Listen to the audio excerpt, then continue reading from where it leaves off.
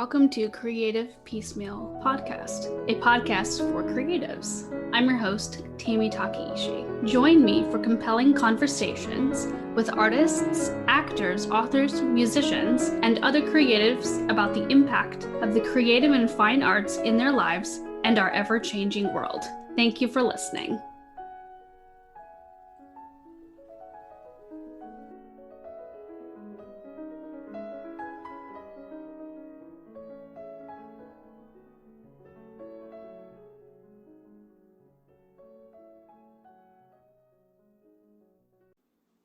Hi, welcome to Creative Piecemeal Podcast. I'm Tammy Takeishi, and I'm here with M, the creator of Marengo Comics. You may have seen the comic on Facebook and or Instagram, where the comic has made a really big splash because it's about some really adorable characters who deal with mental health issues, most especially anxiety. I'm a big fan, and you can also buy their really, really cute woolies, which are like plushies of their characters. So definitely check that out. But we're going to jump right in with M, and I'd love to know who or what inspired you to become an illustrator and a maker of these comics. Yeah, well, thank you for that introduction. I've never had anyone like speak on my comics. Like that's the first time I've had to use my voice. So bear with me if I'm a little awkward.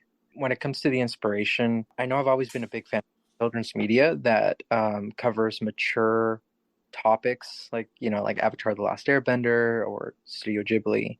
And I've always just wanted to do something just a little, like a fraction of what they're able to achieve, but tell it in a way that all ages can watch, even if the subjects are a bit heavy.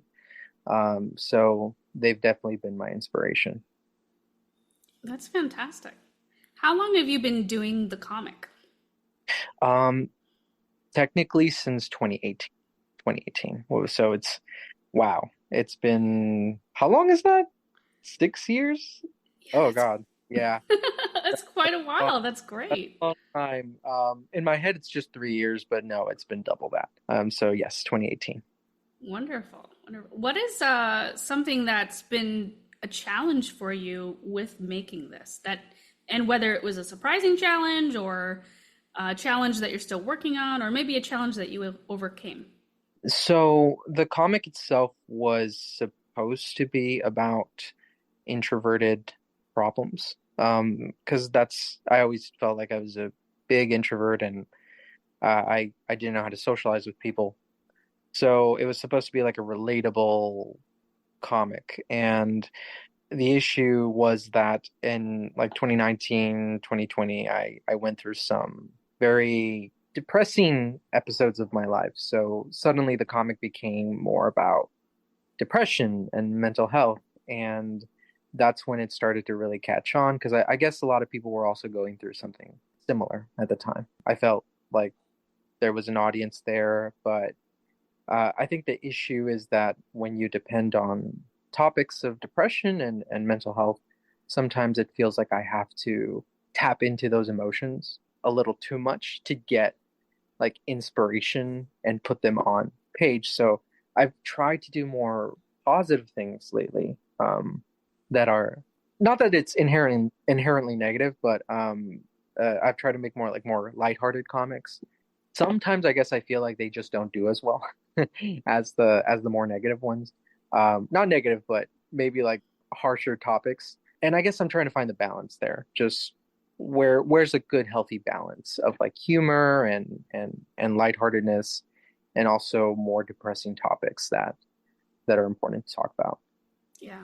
I love that you get real and authentic, but like you said, you also have the more lighthearted ones, because it's important to show that range of human emotion, and that, we'll have days that are better and days that are not.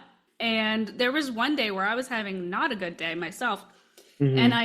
And your comic for the day happened to be, and it may have been like a throwback. It was like, it just said like, hey, I have to tell you something. You are enough. And I'm like, oh, like I just needed it that day. It was just so perfect. So what you're doing, like, try not to overthink it too much. Hard for us all to do, us creatives to do, but just like stay authentic to you and try not to overthink it, because it will find the audience that it needs to find. Maybe it's the lighthearted comics are what one person's following for, and maybe the more anxiety-based comics are what another person's following for. So it's good to have that range. Yeah, overthinking is in my DNA, and I'm trying to work on that. I'm trying to live in the moment and not think so much about what I'm going to do, what I'm going to say. And I've gotten better at it. I have over time. I'm in a better place about that. That's good. Yeah, and it's such a common thing, not just for people in the creative fields, but really for so many people to overthink and then overthink the overthinking. So I'm glad to hear that you're on a track to get to a place of more mindfulness on your side. So, Right, yeah. That's the goal. do you find that when you're in the creative zone or you're making a comic, I know you said you tap into the emotions and sometimes it's heavy, but do you ever feel sort of relieved after you've completed the comic, or like it's mindfulness Yeah. while you're doing the comic? Yeah. So, I will say it's therapeutic. Like having a place to express emotions is very nice. Like with my recent comic that I made, a one of the more popular comics that I do is the Apprentice comic, like Death and his Apprentice. Oh yeah, I Uh, remember those. Yeah. yeah, and people are always asking for those. I really want to make more, but they are a little taxing because the topics that I touched on in the last one was very personal to me. It was a very personal story that I want to tell. And after I was done, yes, I felt like I answered some of my own questions or resolved some of my own feelings with it. I guess a lot of it is just wishful thinking of like I wish I could handle this way, and I wish I could do this way, and I guess it does help me feel a little better after the fact, but I can't always tap into those emotions, otherwise I get choked up sometimes. So Yeah. uh, but yes, I'd like to do more of those because it is therapeutic, but there's that double-edged sword. Of course. And then you've got the aspect of art imitating life, life imitating art, and how far do you want to take that? Yeah, yeah, I definitely do want to have a level separation because I don't want people to know too much about me or my life. But I also want to express certain feelings. So there's a careful balance to hit there. Yeah, that reminds me a little bit about this poet, a younger poet named Atticus, and he's pretty much like exploded a while back on Instagram, and he wears a mask when he does poetry readings, then has like a voice changer, and like not too many people know his actual identity. Oh, Like, really? and there's this story that like his sister didn't even know his identity and was like, you should check out this poet, and he's like, it's me. Yeah. And so I think it's interesting because that allowed for him specifically, it allowed him to be able to just be super vulnerable on the page and Yeah. still keep like a private life. And I can imagine it's a similar idea for you. Oh, for sure, for sure. That's kind of the reason why I don't like to show my face too much. I feel like if I did, because of my work life and the people around me, I wouldn't touch on certain subjects because I know they'd be watching. And it's nice to keep that level of privacy so I can actually talk about the things I want to talk about. But maybe that's something I have to get over. I do show up to conventions and they're fun every now and then. And I know I have to show my face. So that's something I'm wondering if I should just get over. It's interesting that you use the words get over. I feel like people should just do whatever makes them comfortable. I mean, sure, there's a certain level of like getting, like out of your comfort zone, but like, Yeah, yeah.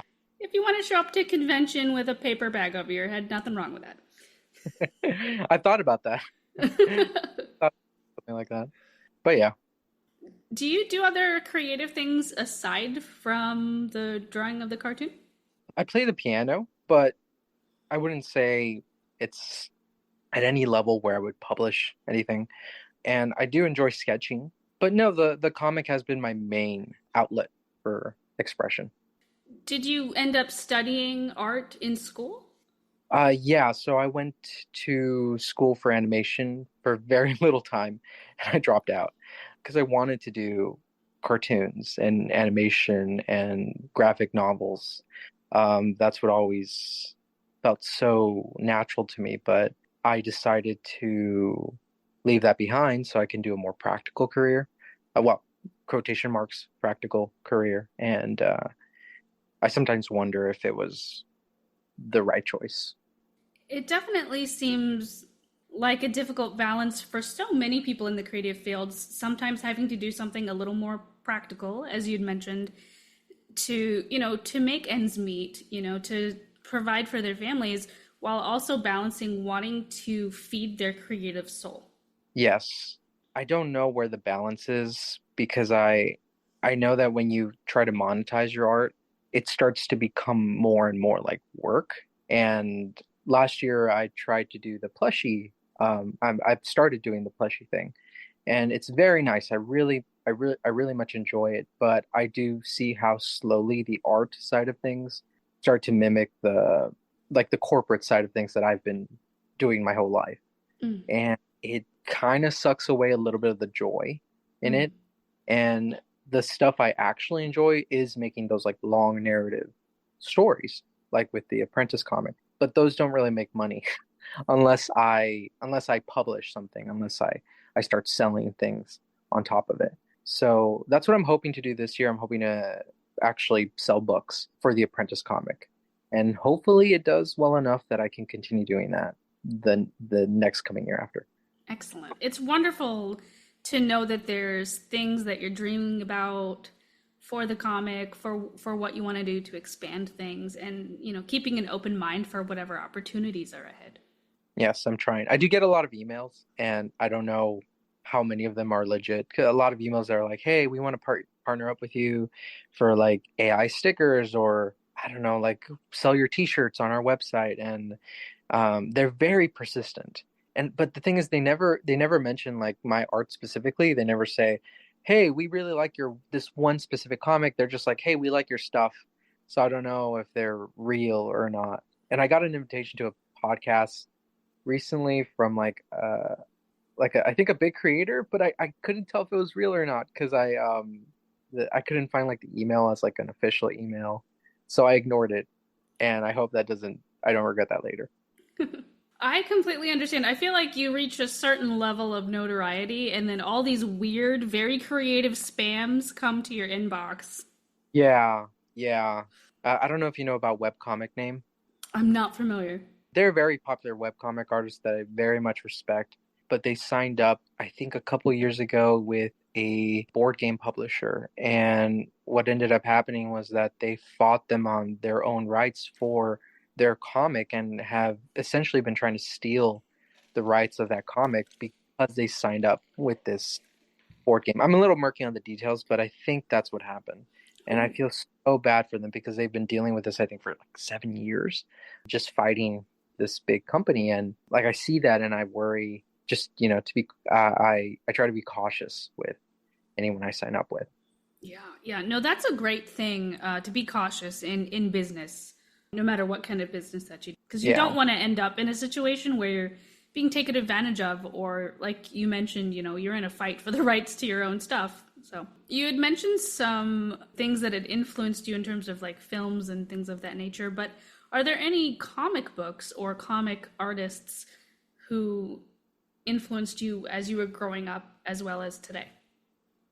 So I think when I was growing up, I did reach in my high school age a phase where I really liked dark comics like V for Vendetta or Watchmen and like The Killing Joke. And I used to I have like some comics in my archives that I made in high school that are so bad, just trying to imitate those comics, like very edgy, like superheroes, but with blood and hard topics. And I'm not proud of those, but they were really I think instrumental in the way I think about comics. Just trying to make something that is impactful, I guess. And I love those comics. They kind of inspired my love for like long narrative work, but Today, I don't really do that much of that because it's not algorithm friendly, I suppose.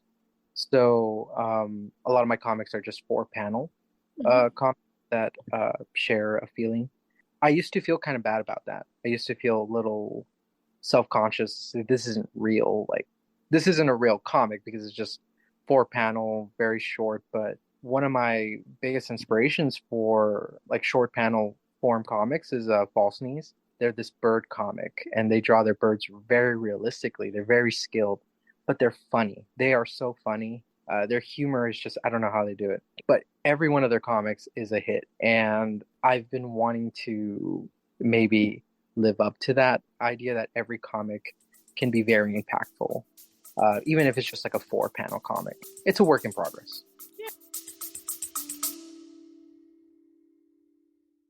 If you're feeling stressed, burnt out, or having compassion fatigue, there are resources available to you. Dr. Ani Kunimura runs the Self Care Institute, and she currently has openings for the wildly popular Resilience Over Burnout, a self care course. It is 31 continuing education credits, and you can enroll now until April 25th. Additionally, she offers other courses and resources on her website. Please visit selfcareinstitute.com for more information. Yeah, I definitely think that regardless of how many panels, you can make an impact because sometimes it's just about that one phrase or that one word or that one drawing coupled with that phrase. I mean, if you think about, for example, The Far Side by Gary Paulson, most of his are just one panel, but Yeah, within that one panel contains a multitude of jokes and Easter eggs and yeah, and I think I need to really appreciate that side of things. I know I was very self-conscious about that in the past. it sounds like you are embracing growing as an artist, and I think that's fantastic because you never know where it can lead in terms of what you create and then how you inspire and impact going forward.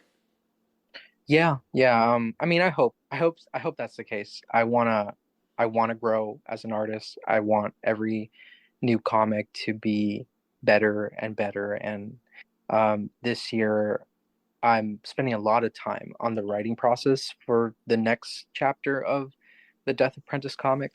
I want to actually be proud of it. I want to be very happy with where it's at, and I have until October to finish. Well, that's a little ways from now, so it sounds like you've got a lot of Yeah, time to just let it percolate and think about it. I So, mean, yeah, it sounds like a lot, but it sneaks up on you so fast. Um, true. we'll see.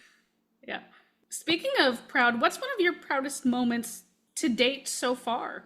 Proudest moment. I have a hard time, I think, giving myself credit because if you ask me to criticize myself, I'll do it very easily. But to ask me to compliment myself is difficult. So I guess if I were to recognize a proud moment, I think when I released the last comic about the Death Apprentice, I was worried because I knew I was putting a lot of work. I wasn't posting for a while. I kept reposting comics to try to keep the algorithm happy. And I feel bad doing that because they're not new comics. And I feel like I have to put in new each time. So I was working to make this new story, but I knew it was long format, which Instagram isn't very happy with, I've noticed, especially because like any stranger coming in and reading like the second chapter of this one story will be confused. But I was very happy to see that they did pretty well for like a long story comic. Like each post was doing pretty well. I had a consistent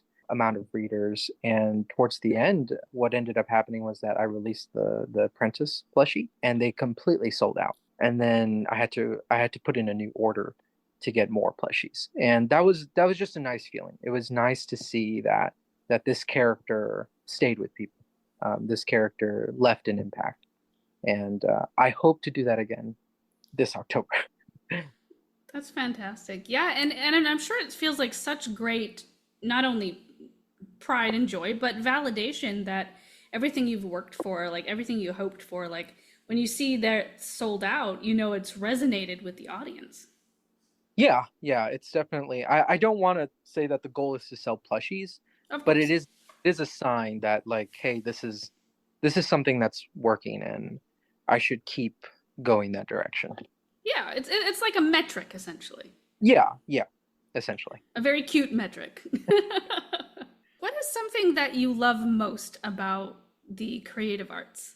It is nice to have something that you can call your own. Like a lot of my family, they're not, especially like the older generation, they're not creative at all, which is fine. But they're constantly surprised, like when they find out about the little sheep character, they're constantly surprised that you made this.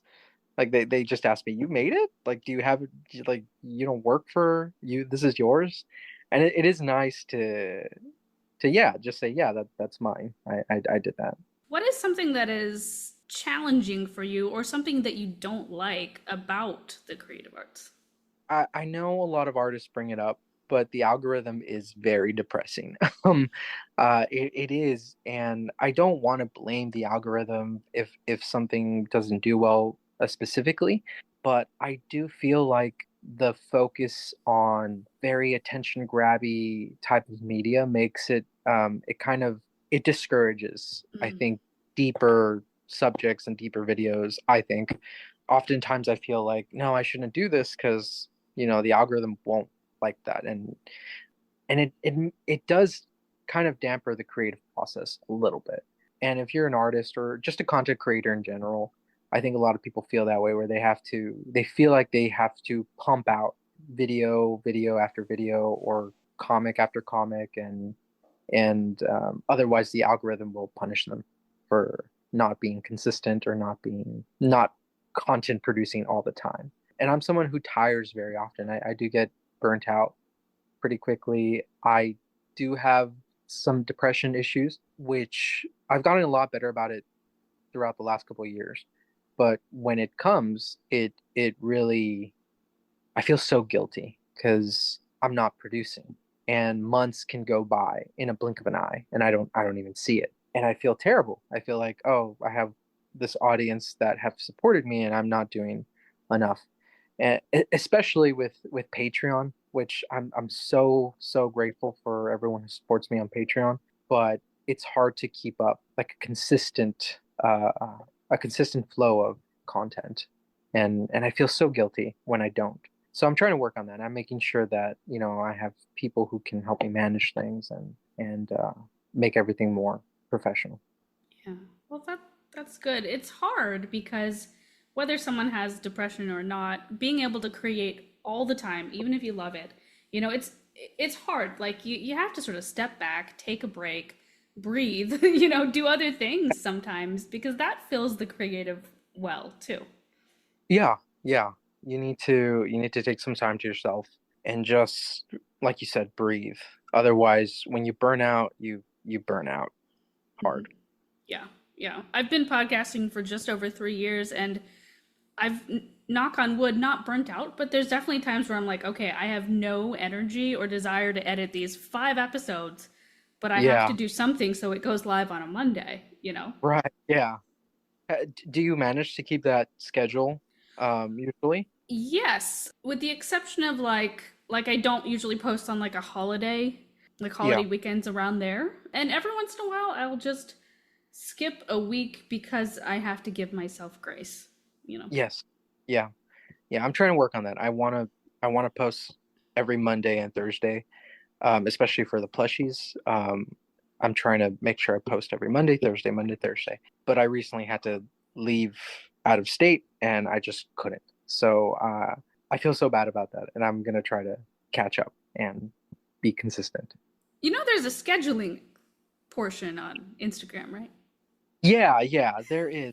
I'm I'm just so disorganized, but I will get on that. Yeah, I found it's made my life a little bit easier because sometimes you'll have like an idea of posting something and it's 2 in the morning and you don't want it to go live at 2 in the morning, yeah, so yeah. That's where I'm most active in during the night. At 2 a.m., 3 a.m., that's when my brain is like ready to do stuff, but everyone's asleep. right? Yeah. I've definitely had moments like that where I'm like, oh, I need to do this and I'll edit a podcast episode at like midnight. Like, who Yeah, does that? I'd watch it. I'm There, awake. there you go. So this is completely off topic, but what is a movie that really speaks to you that you could watch over and over again? So, Princess Mononoke from Studio Ghibli is that one for me. I just love epics and adventures and fantasy, and Princess Mononoke touches on like spiritual topics, much like Avatar. They have like all these whimsical spiritual beings, and I always love that. I know for a lot of people, it's like Howl's Moving Castle when it comes to Studio Ghibli or Spirited Away, but for me, Princess Mononoke is one of the best. Nice. I feel, speaking of feeling guilty, I feel kind of guilty having not actually seen any of those films yet. Oh, it's okay. Yeah, they're I mean, my mom didn't want me to watch them on Toonami because they were very gory, which is strange because Studio Ghibli is very child friendly, but Princess Mononoke specifically is kind of gory. Hmm. But they showed it on Toonami, and I remember watching it, and I was kind of scared of it because the boars were like they were drawn in a very intense way. Mm, Uh, but I definitely recommend it. It's a great animated movie. nice. Yeah, I definitely love animated movies. I feel like I'm a kid at heart to some Yeah. extent, you know, so it's just I've just never gotten around to them. So I definitely need to. I have more than one person has been like, Tammy, you need to watch these. No, yes. Take your time. There's so many. On that, is there a TV show that sort of impacts you? So I did mention it earlier, so I'm sorry if I mention it again, but I think Avatar: The Last Airbender Oh, has been right, right. my favorite TV show of all time. I'm really into the animated fields. It's just such a good show that has so many important lessons for children, but it gets very, very heavy. You know, themes of war and genocide, and they touch on it on a kids show. Hmm. And achieving that balance has always been something I always admired, and I kind of hope to be able to do that with my comics. Is talk about darker subjects, real subjects, but in a tone where it's appropriate for kids to also watch or read. Yeah, yeah, kind of like a Mr. Rogers approach. Sort of. Though he's a legend, so I wouldn't put myself anywhere near that level. But yeah, I think Blue. I haven't watched Bluey. A lot about Bluey, which I think is a Canadian TV show. I'm not sure. I might be wrong there. But a lot of people talk about it how it's a very deep show, even though it's just for kids. And I need to watch it. Everyone keeps telling me to watch it. Yeah, I've heard about that because I so many of my friends have kids, and I'm like, maybe I should watch Bluey. Like, how fun Yeah, would that be about a yeah, family of dogs? right. If you could be any fictional character for a day, who would you be? Fictional character. I don't know. They're all so tragic. So I'm trying to pick one that's like cozy. Maybe Bluey. There you go. Yeah. People would always ask that, like, if you could live in like Dragon Ball Z world or some kind of magical world, which one would you choose? And I don't know if I would because they're always in danger and they've always lost their parents and their life's usually very tragic. So I think I'm good like in a children's show, maybe. Yes, there you go. Something with a happy ending. Yes, with the happiness. Yes. Back to your art and comics. If you didn't have any limitations or budgets and you were given complete free reign and like a pile of money, what do you think you would do? I mean, I know like the smart business thing to do is to like hire people and create like a nice flow of content. But honestly, I would prefer, I really, really would like speaking in a fantastical way. I would love to bring the Apprentice comic to an actual like animation level of quality. I'd love to do that, but I know that would require it to be at a much higher level of success than it is now. Either that or a lot of money. So I guess that's where that money would go to. It's good to have dreams though. Yeah, yeah, and that's a hope of mine. It is a hope of mine, yeah. Backtracking a little bit, you launched in 2018, which is a little like prior to the pandemic. So, how did the pandemic affect your comics success? Yeah, so I think it. I think it it did well during that time. Because that's when people were experiencing a lot of, specifically a lot of awareness of mental health. I saw more people talking about therapy. Everyone kind of needed that. And I had my own experience in therapy during that point. I was going through a very rough depression around that time. So I wasn't creating as much. I remember I was reposting a lot, but then I kind of got back into making comics, I think in 2021, if I remember correctly. I had like a whole journey with therapy, and I decided to write or make about 20 comics, I think, about my experience during the pandemic and being in therapy. And one of them specifically did really well, which is one where he's just talking to his therapist. And it Hmm. was just to be a comic kind of based off my first therapy session and how awkward therapy is at first because you have to talk about yourself and it's kind of weird. And it was it was a very personal comic, but I saw it do really well, and I think it brought a lot of followers to my page during that time. I think like the first time I posted it, it had like 100,000 likes, which I think is good in Instagram terms. And then the second time I posted it, I think it's reached up to 50. So, but all that translates to a lot of people seeing the comic, and I kept thinking I should do more of these. Like this is what works. I should do more of this. But it's just I need to tap into feelings and things that I kind of don't want to, so I don't do that type of thing as often. But yeah, it definitely switched the tone of the comic to more of a mental health comic rather than an introvert problems type comic. Hmm. I like that you have the wide variety, though, like we had talked about earlier. And I think just showing that vulnerability really resonates with the wider world because you don't get that too often, on Instagram or a comic where it's an actual authentic vulnerability, and it's not someone in like an infomercial or something. Yeah, that's the balance I'm hoping to reach where the comics are more about.